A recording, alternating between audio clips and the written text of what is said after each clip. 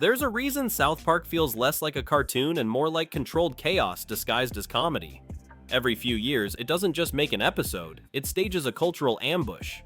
In one corner, they're winning Emmys with Blizzard Entertainment after turning World of Warcraft into an animated battlefield. These are the episodes where South Park stopped being entertainment and started being history, moments so audacious that even Hollywood, religion, and global governments couldn't look away. In 1997, two film students from Colorado decided to test how far television could stretch its limits. Trey Parker and Matt Stone built the first South Park episode with scissors, glue, and construction paper. No computers, no budget, just pure chaos. That pilot, Cartman Gets an Anal Probe, aired on August 13, 1997 with a total cost of around $300,000. Comedy Central almost killed it before it aired. Test audiences called it too offensive for cable, and network executives were terrified. The alien abductions, the screaming cows, even the crude animation were supposed to guarantee failure. But Parker didn't tone it down, he doubled down. When the network asked for something more relatable, he added a cow abduction scene. The episode dropped anyway, and 2.2 million viewers tuned in, shattering cable records. Critics trashed it, calling it childish and disgusting, but audiences couldn't stop talking about it. South Park had just proven that a show could be ugly, offensive, and still change television overnight. That 1/2 hour destroyed the old rules of TV censorship. By 2001, the show had already become a cultural storm. Then came Scott Tenorman Must Die. It aired on July 11, 2001 as Season 5, Episode 4, and nothing South Park had ever done before could compare. It began as a prank. A teenage bully, Scott Tenorman, tricks Cartman into buying pubic hair for $10. But by the end, Cartman takes revenge by tricking Scott into eating chili made from his own parents. It was shocking, violent, and calculated. The episode that turned Eric Cartman into something darker than a cartoon villain. Trey Parker later said it was the moment we discovered who Cartman really was. The joke wasn't just about revenge, it was about the evil hiding behind laughter. Comedy Central received backlash from child psychologists who said it blurred the line between humor and sadism. Radio stations refused to air promos and reruns were delayed. But even the critics couldn't deny the craftsmanship. South Park had just made one of the most disturbing yet brilliant episodes in animated history. It was grotesque, unforgettable, and, for better or worse, genius. Then in 2005, South Park aimed its fire straight at Hollywood royalty. And this time, the target fired back. Trapped in the Closet aired on November 16, 2005 in Season 9, and it went after the Church of Scientology with no filters, no metaphors, just open mockery.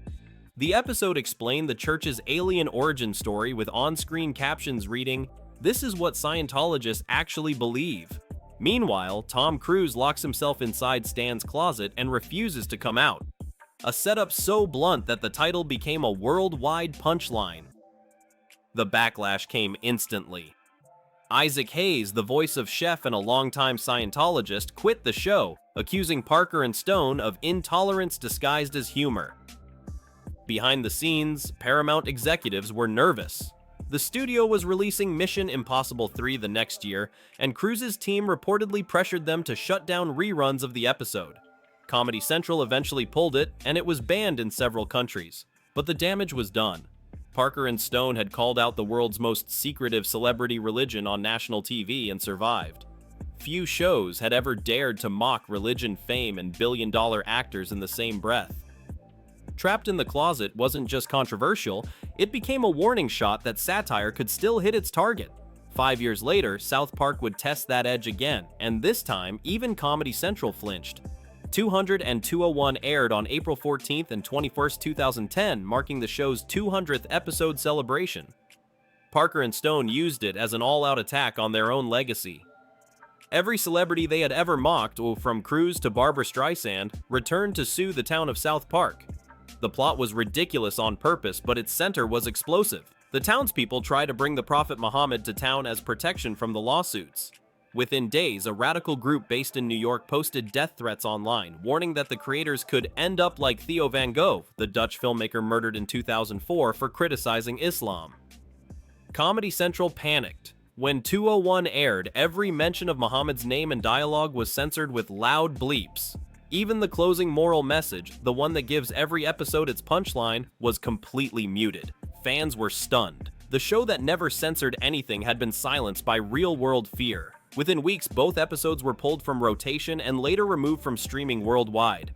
Those 4 episodes, the paper-cut pilot, the revenge masterpiece, the war with Scientology, and the censored Muhammad saga, trace the evolution of South Park from offensive cartoon to cultural lightning rod.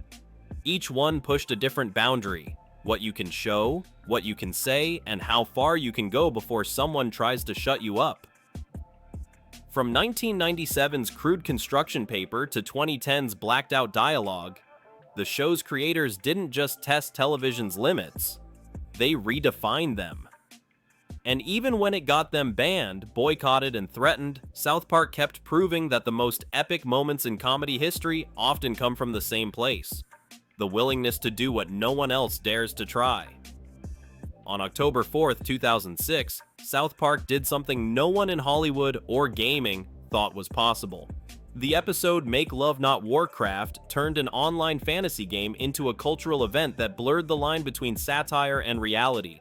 It was Season 10, Episode 8, and for the first time, South Park collaborated directly with Blizzard Entertainment, the studio behind World of Warcraft. The production was a technical nightmare. It took over 2 months to complete, making it the longest production cycle in the show's history. Trey Parker and Matt Stone worked alongside Blizzard developers to use real in-game assets. Blizzard allowed their character models and environments but refused to let the show depict player deaths. So Parker went around the rule. He pulled actual dead player models from Blizzard's internal test servers. The result was bizarrely authentic. The boys' quest to defeat a rogue player became both a love letter and a takedown of gaming obsession. When the episode aired, even Blizzard employees admitted it looked more real than our commercials. The episode later won the 2007 Emmy Award for Outstanding Animated Program, proving South Park could blend technical precision with savage parody. This wasn't a cartoon mocking gamers, it was a full-scale collaboration that outsmarted Hollywood. For the first time, animation wasn't imitating gaming culture. It was competing with it. The fusion made the episode feel dangerous, alive, and decades ahead of its time. Only a few months earlier, Trey Parker and Matt Stone had faced one of the most personal and bitter showdowns in their careers. On March 22, 2006, they aired The Death of Chef, Season 10's premiere.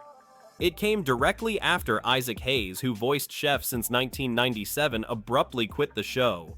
Hayes had been a Scientologist, and after South Park aired Trapped in the Closet, mocking the religion in November 2005, he walked away, claiming the show had become intolerant. Parker and Stone didn't take the departure quietly. Instead, they wrote Chef's violent death scene, splicing Hayes' old dialogue into new, grotesque contexts.